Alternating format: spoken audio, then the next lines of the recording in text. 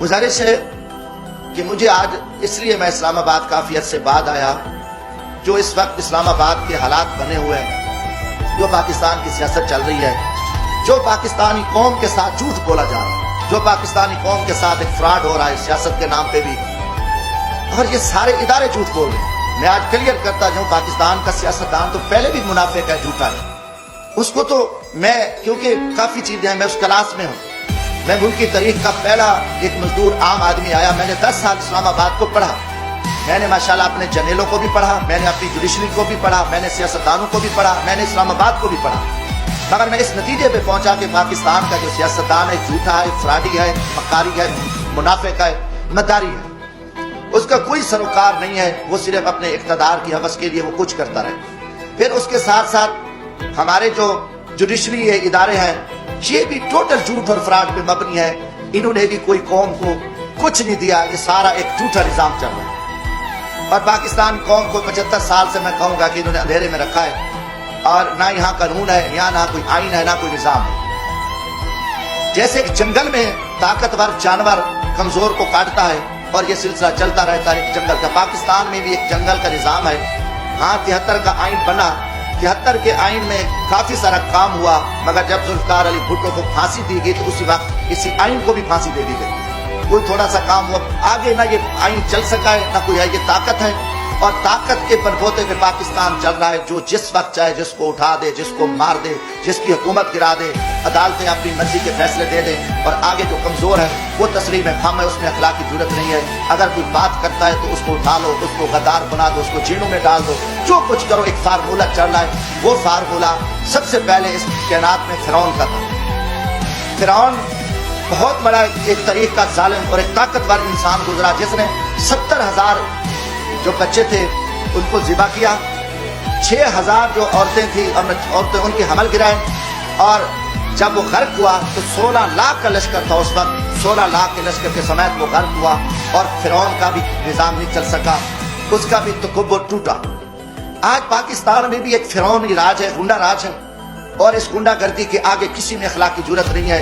हकीकतन आप देखें, मीडिया हमारा, ना मीडिया आजाद है, ना हम हैसियत कौम आजाद है। जो एक दरवाजे से उठ के खड़े होकर कह दें हम सब ने यस करना है, हाँ जी ये करना है। पहला सवाल है कि अब एक चोर और डाकू की कोई हमें तफरीक का कोई पता चले कि इस मुल्क में चोर और डाकू और शरीफ आदमी, अच्छे और बुरे की तमीज का आज तक हमें नहीं पता चल सका।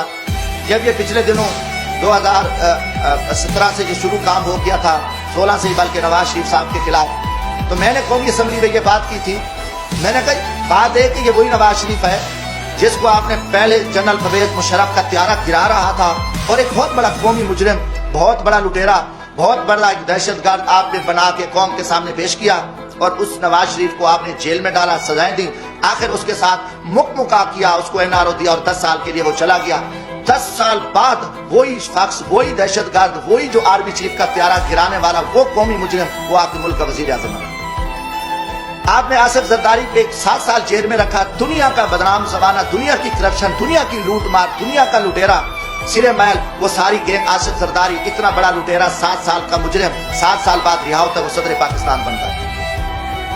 उसके बाद फिर ये फार्मूला कि नवाज शरीफ ने वो मेमो गेट्स हो, वो डॉन लीक्स हो, मुल्क दुश्मन, उसने मोदी के साथ दोस्ती लगाई, उसने अफवाज पाकिस्तान के खिलाफ साजिश की, उसने जिंदाल के साथ बैठ के अफगानिस्तान में स्क्रेप का सौदा किया, रास्ते में उसकी गाड़ियां बॉर्डर पे पकड़ी गई, उनको बड़ा कुछ किया, और उसके भाई के ऊपर शहबाज शरीफ, उसकी बेटी, उनके भतीजे, सब कौमी मुजरिम डिक्लेयर हुए, जिन्होंने असास इदारों के कौमी राज अमेरिकन को दिए, मोदी को दिए।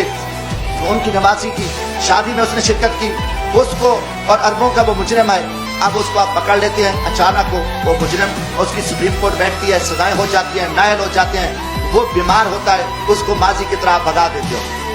अब उनके पूरे वजीर मुशीर आप देखेंगे, शहबाज शरीफ जमानत पे, वजीर दाखिला जो राना सनाउल्लाह साहब है, इसको किसने पकड़ा? INF ने, एंटी नार्कोटिक्स ने इसको फौजियों ने पकड़ा, उसके ऊपर 15 किलो हेरोइन की FIR, वो जमानत पे, वो वजीर दाखिला है।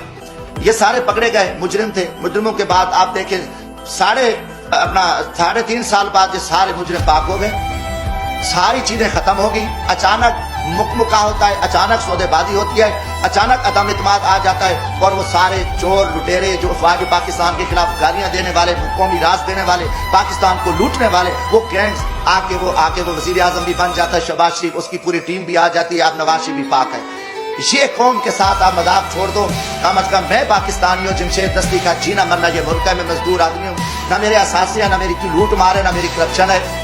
मैं पाकिस्तान की इज्जत के लिए, इस मुल्क की बका के लिए मैं बोलूंगा, चाहे वो कोई जनरल हो, फौजी, चाहे वो अदलिया का चीफ जस्टिस हो, चाहे वो कोई सियासतदान हो, ये हमारे ऊपर ईमानी जिम्मेदारी है, अल्लाह का हुक्म है कि आप सच्ची बात को जो है ना आप ना छुपाओ। तो ये मैं जरूर बात करूंगा। अब कौम समझ चुकी है कि खेल क्या खेला जा रहा है, अब इसका कुछ जवाब देने को तैयार है। जब आप कल उनको चोर डाकू कह रहे थे, आज उनकी वजाहतें कर रहे हो, वही जस्टिस जो आज माशाल्लाह हमारे चीफ जस्टिस उमर अता बंदियाल साहब कल इन्हीं बेंचों में इनको सजाएं दे रहे थे, इन्हीं को मुजरिम डिक्लेयर कर रहे थे, इन्हीं के ऊपर हुक्म चल रहे थे। आज वही चीफ जस्टिस रात को बैठते हैं और इनको पाक करके क्लियर करके और सारा कुछ करके कहते हैं ये साफ है। अब ये चीज नहीं चलेगी।